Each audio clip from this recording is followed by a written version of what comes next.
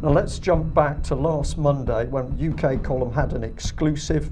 Whistleblower at pretty high level in Westminster had told us that the whole thing about lockdown is that the government did not want to release lockdown because whilst the population are locked up, it gave the government the opportunity to repurpose government. So it was an extraordinary, lockdown was seen as an extraordinary opportunity not to reopen 50 to 60% of what each company does. And then it said, so why reopen schools, care homes, coal-fired power stations? Don't reopen any of them. They are garbage. They're yesterday's technology. They're polluting. They're toxic. They're badly organised. You don't reopen them.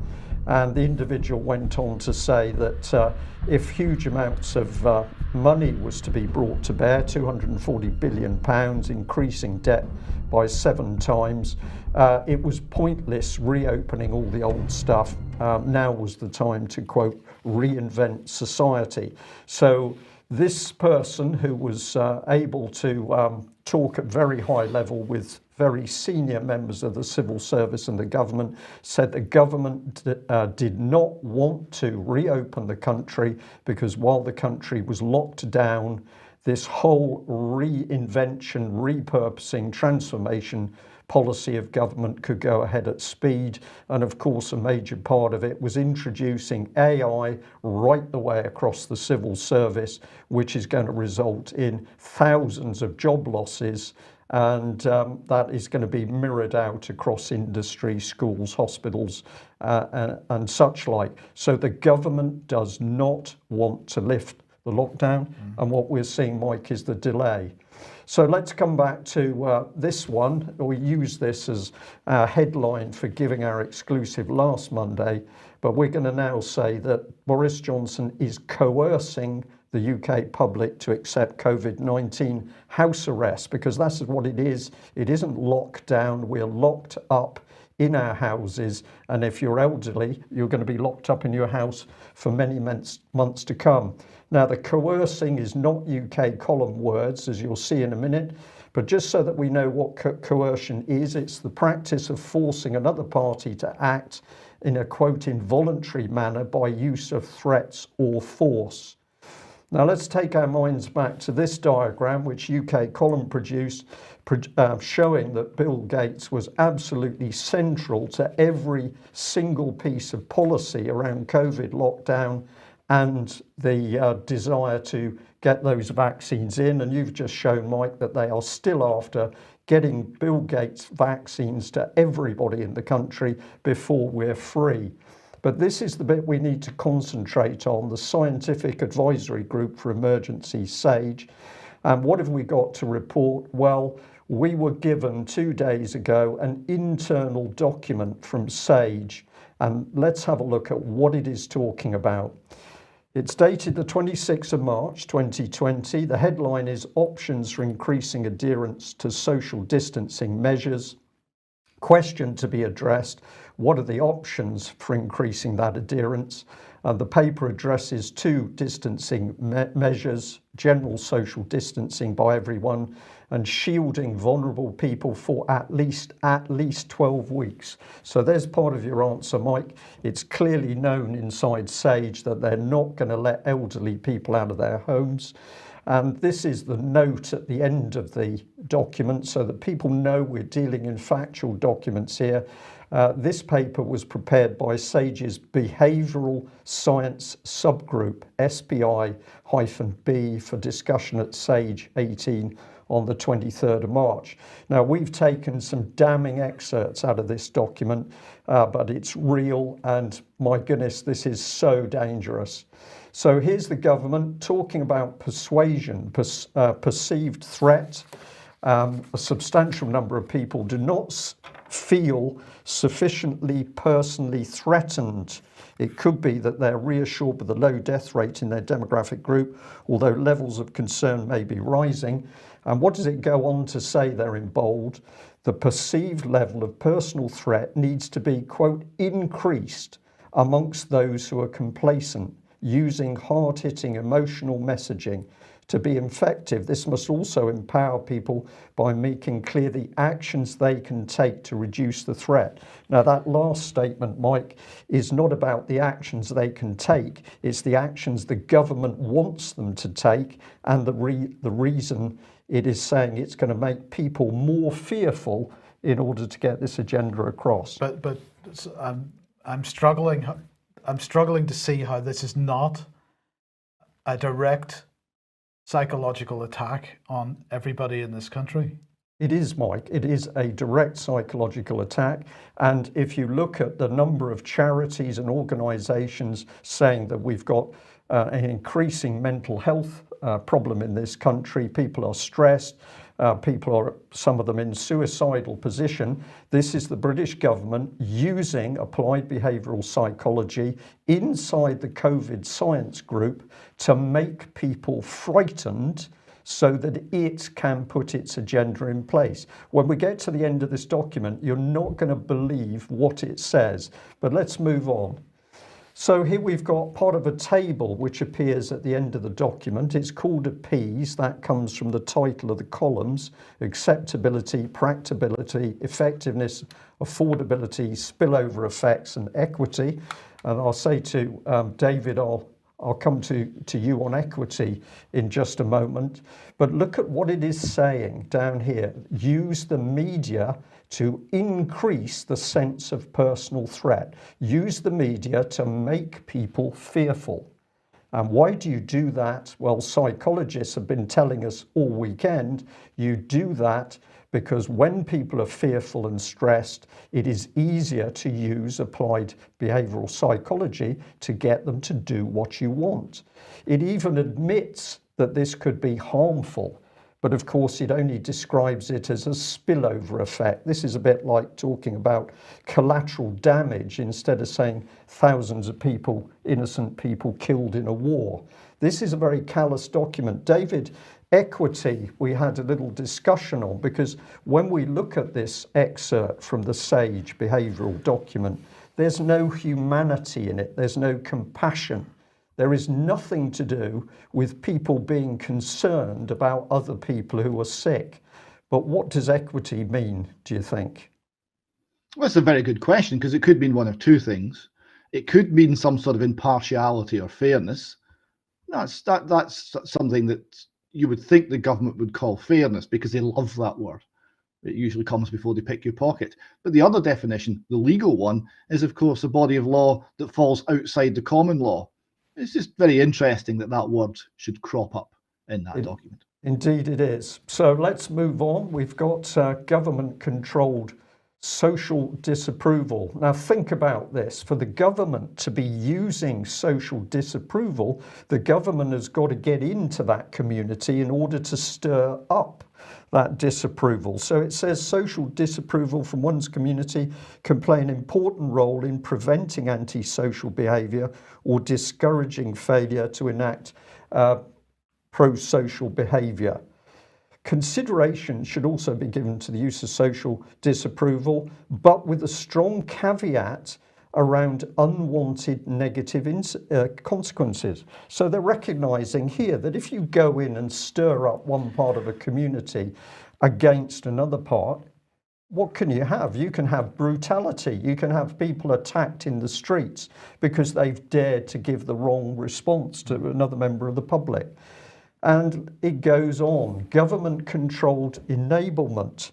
And so what have we got here? Community resourcing. People are being asked to give up valued activities and access to resources for an extended period. They need to be compensated. And it goes on, adequately resourced community infrastructure and mobilisation needs to be developed rapidly and with coverage across all communities. Now here what we're seeing is the government is putting its tentacles right the way into society. This will be through local authorities, parish councils, but also through charities in order to get its message across. So we get a note through our door from a local charity thinking it's their opinion. No, this has come from the government. And if we come back to the APPEASE template here, I can't give you them all because we simply don't have time, but this is the social distancing evaluation grid. And I'm looking at the options on the left-hand side. And what do we see? We see this: use the media to increase the sense of personal threat. Use the media to increase the sense of responsibility of others. Use the media to promote positive messaging around actions. Tailor the messaging and use and promote social approval for desired behaviours. This is like something out of communist China. This is Boris Johnson's government using the wider media to use his applied behavioural psychology to keep us locked up. I can't express how dangerous it is, Mike. When we got this document, it was unbelievable. We know there are more, and we're hopeful we're going to get some more of those documents. Now, this is the methodology. And what does the Spy B team have to say? They have to say this: this report was drafted by 2 members of the Spy B panel, and 9 further members commented, following which the report was revised. Well, okay, but here's a caveat that also sits close to that comment. Caveat: much of the evidence that's been drawn on is very recent and has, quote, not been subject to peer review. In some cases, the source is a Spy B paper that involves expert opinion. This report has been put together rapidly and has been subject to limited scrutiny and review. So we have a team cobbled together, no checks on their work, and what is the result? That the population of UK is to be kept in their houses and the whole of UK industry is to be shut down, producing the worst economic decline in 300 years. Mike, if this wasn't real, you would say, I can't believe this, but this is their own document. Well, it is their own document, and we can see the effects of it because, of course, that document is dated the 22nd of March. We're now in the coming up to the second week of May. And we've seen the effects of this. We've seen the stories that appeared in the press. We've seen the inflammatory headlines, the clickbaity headlines, the headlines designed to instill fear. David, to my mind, this goes beyond just being dangerous. This is a criminal act. It's utterly totalitarian because now everything you think has been manipulated by the government. It's ruled by fear, not by reason. Right, it's by fear, and the idea we're setting neighbours against one another in order to control people is deeply sinister. It makes more sense of the BBC report I saw last week, which said to snitch or not to snitch, and was a discussion on the pros and cons of reporting your neighbour for breaking COVID-19 guidelines. Exactly. And just to ram this home to our audience today, because this is just so important, I bring you back to the government's own document, Mindspace. This is from about 2010. It was produced by the Cabinet Office and the Institute for Government. And what was it? It was influencing behaviour through public policy. This was the dangerous section of this document. That means that citizens may not, quote, fully realise that their behaviour is being changed, or at least how it is being changed. Clearly, this opens up the government to charges of manipulation, and that is exactly the charge that UK Column is going to put to Boris Johnson's Conservative government today. The government is maliciously manipulating public fear and behaviour in order to get through its political agenda. This was the warning we started to put out in 2013, the Express talking about the so-called nudge unit. This is the behavioural insights team that was producing this stuff. We warned about this pernicious charity that was working at very high level of the UK government in order to reframe people and look at what they're talking about, using idiots, running over people, undermining them, go around them, discredit them. This is vicious stuff. This is clearly applied psychology. It was being done with a charity. But let's get back to SAGE. Who are we interested in that organisation? Well, it's this gentleman, Sir David Halpin, because he is the kingpin from the Behavioural Insights team linked to the Cabinet Office. And we can go back to work that the UK column did in 2011, where we were warning that around the Conservative government, David Cameron, of course, at the time, but also Francis Maude, the two key people, the head of the civil service, Gus O'Donnell, and an advisor, Jeff Mulgam, but also the head of that charity, Julia Middleton. And what were they working on? Sorry, I'll just put that in because Gus O'Donnell was later replaced by Sir Bob Kerslake. What were they working on? Well, they were working in the background with the French government in secret meetings with this gentleman, Oliver Willier, in order to discuss how to use this applied psychology on the minds of the British and French population. And if we take you on down, here is the man that we're interested in. This is Sir David Halpin. Dr. David Halpin, who was the kingpin of this behavioural agenda. And it was first used internally on departments inside government. DEFRA was the key one, a 34 million behavioural change programme, very, very dangerous. But on the right, of course, the objective was to get the British public to obey. And where were they headed for? A complete change of society, which was called Big Society. And of course, Eric Pickles was the big man in charge of communities at that stage. So this was our warning back in 2011 about this French expert in brainwashing, and he's been working at the heart of the British government, except the British public not told.